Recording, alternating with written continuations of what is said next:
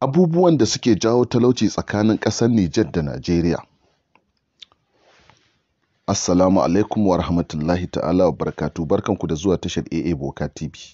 Idan yau kuka zo tashar AA Boka ku danna subscribe sannan ku danna ƙararrawar sanarwa. Shugaba Muhammadu Bazoum na ƙasar Nijar ya bayyana irin abubuwan da suke jawo talauci tsakanin Nijar ɗin da kuma arewacin Najeriya.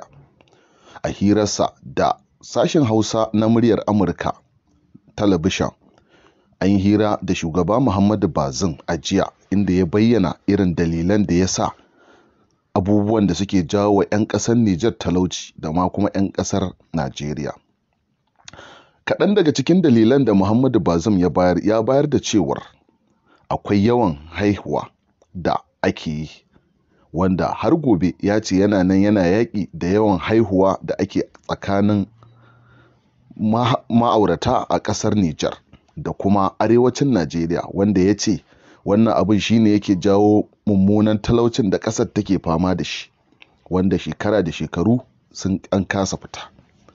Shugaba Muhammadu Bazoum ya ba da dalilansa na faɗar wannan maganganu, wanda ya ce akwai Larabawa ƙasashen Saudiya, Kuwait da Qatar, wanda za ka ga cewa su ne Larabawa daga nan musulunci yake, amma za ka ga cewa a yadda ya ba da hujja ya ce za ka ga ba sa huce 'ya'ya uku 'ya'ya hudu, amma a Najeriya da Nijar ana iya samun magidanci da 'ya'ya 30 kuma ba shi da sana'a ko ɗaya.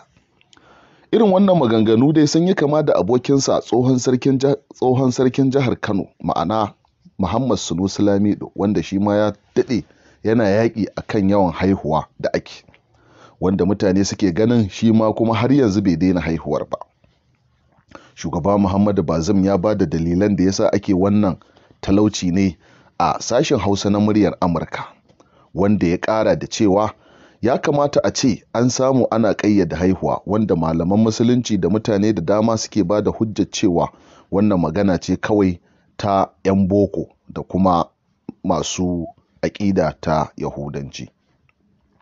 Shugaba Muhammadu Bazoum dai yanzu ya shiga cikin challenge da malamai suka fara maganganu akan wannan magana da ya yi na cewa talauci ba shi da nasaba da haihuwa, domin a cikin haihuwa baka san ma wa za a haifo ba, domin takaita haihuwa ya taɓa irin ƙasashen Italy da ƙasashen Turai, wanda a da sun ƙayyade haihuwa, suna ganin haihuwa ba abu ne mai kyau ba, amma ta kai ta kawo yanzu a ƙasar Italy ko da ɓangaren 'yan bal ɗinsu za ka ga tsofaffi ne suka fi yawa, wanda a arewacin Najeriya su ba su yadda da takaita haihuwa ba, kuma ba su yadda da cewa haihuwa ita ce take kawo talauci ba, wanda shi Muhammadu Bazoum ɗin a tasa hujjar ya ce bai kamata a ce ba za ka iya riƙe 'ya'ya uku ba ka haifi guda 10.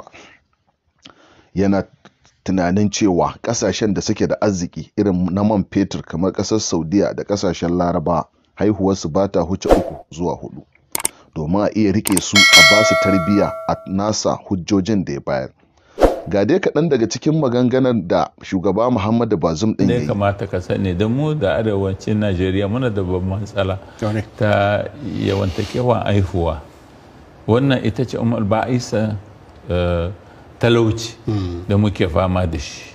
Sai ka ga mutum guda yana da 'ya'ya 20, yana da 'ya'ya 30, amma duba ka gani a ƙasashen duniya na Laraba, yanzu Arabi Saudit ita ce inda akwai Makka, inda akwai gida na Allah. To waɗannan mutanen da su ne Laraba, su ne aka yi a ƙasar su addini. Yau average ɗin yawantakewan yara bai kai 3 ba, 2 ne da rabi. Kowace family tana da 'ya'ya 2 da rabi ko a ce ma 3. Hakanan ne duk ƙasashen Laraba, duk ƙasashen musulmi. Amma mu a iyali a gida guda za ka iske 'ya'ya sun kai 10, su kai 20, su kai 30. To wannan shi ne mafarin talauci. Kuma abin da ya sa haka, mutane ba su da ilimi, ba mu yi karatu ba. Karatu shi ke sa mutum ya gane cewa yara in suka yi yawa mutum zai yi talauci.